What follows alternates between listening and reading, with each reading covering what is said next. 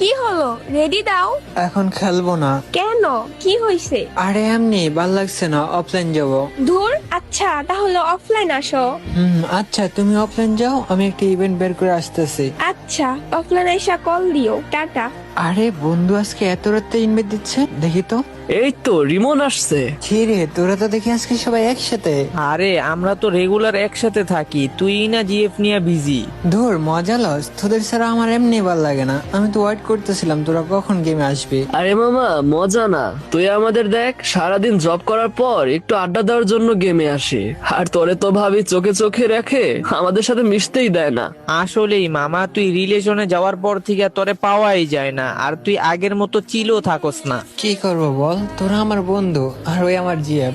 আমি তো চাই আগের মতো ছিল থাকতে, বাট তোর বাবির এগুলা পছন্দ না। আর আমি ওরে এত টাইম দেওয়ার পরও বলে যে আমি নাকি ওরে টাইম দেই না। কি আর বলবো, আচ্ছা বাদ দে, গেম খেলবি নাকি? খেলা যায়। আচ্ছা স্টার্ট দে। এই দাঁড়া তো, তোর ভাবি জয়েন দিচ্ছে।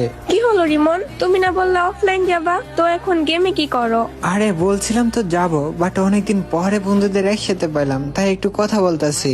মানে কি, তুমি না বলছো তোমার ভাল লাগছে না, গেম খেলবা না, অফলাইন যাবা? বলছিলাম তো, বাট বন্ধু এর দিছে, ওদের সাথে কথা না বললে কেমন দেখায় না।